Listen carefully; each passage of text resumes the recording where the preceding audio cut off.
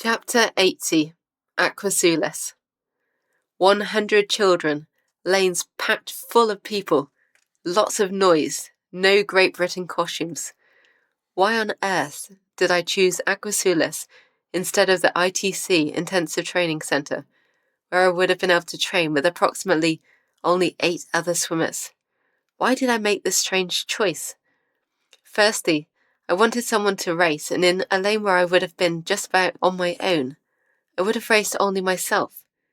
But in a lane full of young teenagers with growing egos desperate to be the best and certain they can beat you, whatever stroke they do, I definitely would have someone to race. Secondly, I chose Aquae Sulis because I had no other option.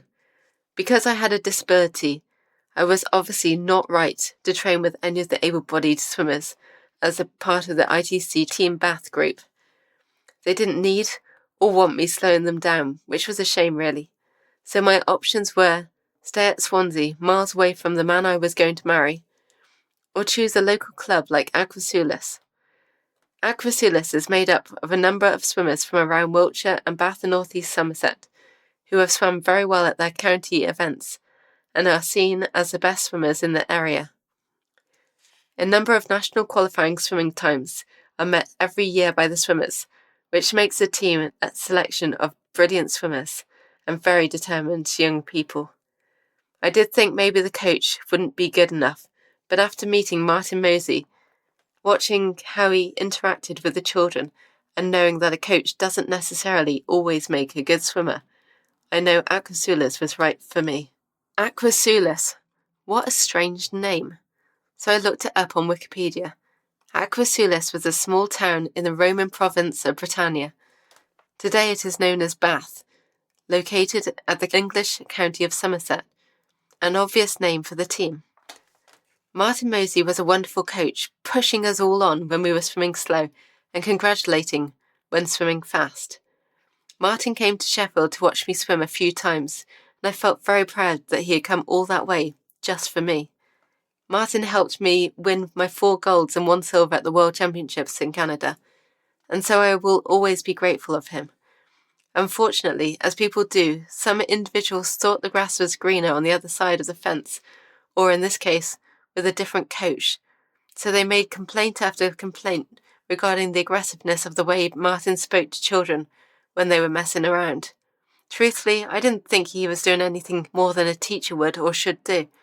Martin had to go through tribunals, have his teaching license taken from him, and was sent away from the squad he had happily built up over a number of years. I will always think of Martin Mosey as the guy who helped me win those World Championship medals, and never as a tyrant in any way. Good luck, Martin.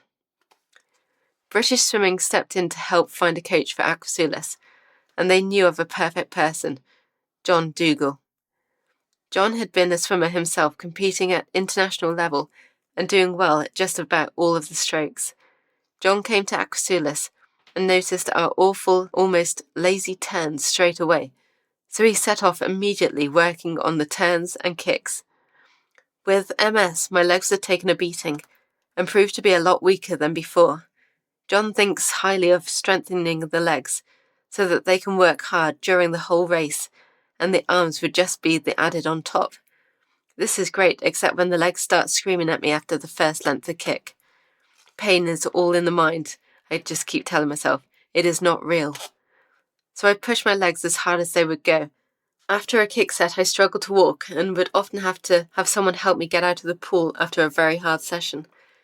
John is a nice coach who likes to work us hard and see all the bright red faces during the training session, but he also dislikes the children messing around and will send the swimmers out to get changed if they don't stop talking or answer back, or if they are just being lazy. He likes everyone working hard on the technique parts of the stroke, and I agree that this is the most important part of any stroke. When I was younger, I always made sure my stroke technique was as near to perfect as I could get it, which helped when I came back to swimming eventually, because the strokes were already there, and all I needed was to get fit again. There were a few swimmers who have helped me so much since I started with Aquae Sulis. They are all very special individuals, and I am very proud to know them. First one is Florence Legg. She is a backstroke swimmer through and through. She has been swimming for what seems like forever, she says, starting from when she was very young, and has been going to national competitions since the age of 14. Flo is very clever and is planning on going to university, originally to train to become a GP, but now has changed it to a clinical engineer. Amazing, clever young lady. Whenever my eyesight gets dizzy or I find it difficult to see after a hard set, I sit just behind Flo in the lane and wait for her double kick when she turns for her tumble turn. When I feel the double click, I know it is almost time for my turn, and therefore my double kick. Flo is my eyes when I need her help. Flo always will bend over backwards to help. She is a lovely, incredible person, and I'm so glad I have her as a good friend. Sophie Minikin, an accountant-to-be, an impressive freestyle swimmer with more opinions than anyone I know. If we want to say something to the coach, or if we are not happy with the session plan, just tell Sophie, and she will tell the coach and everyone else actually for us, which is a great idea. I love the way she is so loud when she needs to be. Sophie was the first person to talk to me when I started training with Aquae Sulis, and I am still good friends with her as she is great company. Sophie is a great person and everyone loves her. Emily Codd started swimming when she was 12 years old, but 2 years later she qualified to compete at the Irish Nationals in freestyle butterfly and an individual medley event. Emily has got an incredible kick, so when you are following her, you can see nothing but a whole pool full of bubbles. She is an amazing swimmer and a lovely, very positive person. After what seems like a very slow warm-up, Emily shoots in front and races the rest of the session. She always brings a smile to my face. Speedy. Rachel Wilson was homeschooled, which I found very interesting, and she swims because she loves it. Rachel never misses a session and generally swims all the way at the back of the lane ready for her chance to swim breaststroke. Her love. Rachel was 0.2 of a second off her national time this year, but I'm sure she will get it next year.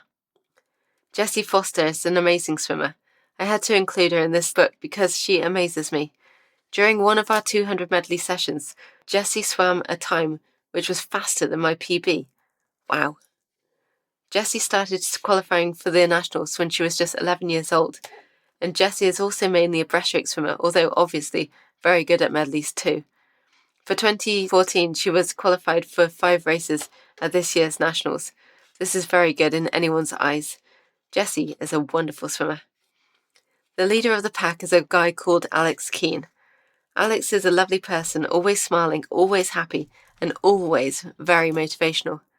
I often think of Alex as a black stallion in charge of his herd of mares.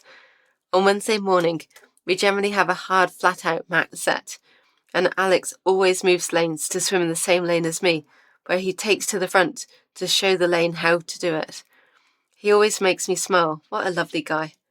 Seeing all these incredibly inspirational people surrounding me 9 times a week is no wonder I still have this desire to be the best I can be.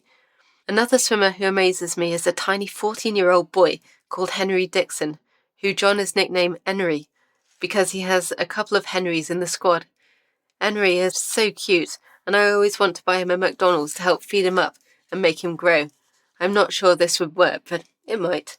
Henry is a 1500 meters freestyle specialist because he just keeps going, but is very good at butterfly and has qualified for the nationals on the 1500 and the 400 meters freestyle.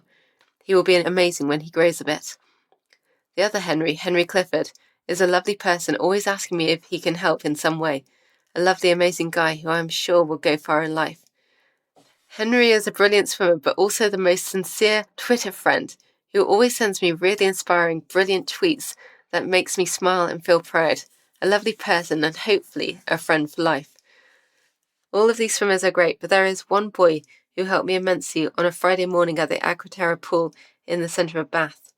We had all turned up for training as usual, with the majority of the swimmers still halfway through a REM, rapid eye movement, cycle of sleep. I put my foot into the water to feel the temperature and was shocked at how hot it was. The pool was 36 degrees, which is very similar to that of a bath. Generally, just have showers as baths give me uncomfortable side effects. John, I never have a bath because it makes me very dizzy, I said. I might make this session a bit easier. No problem, John replied, trusting that I knew best with the MS.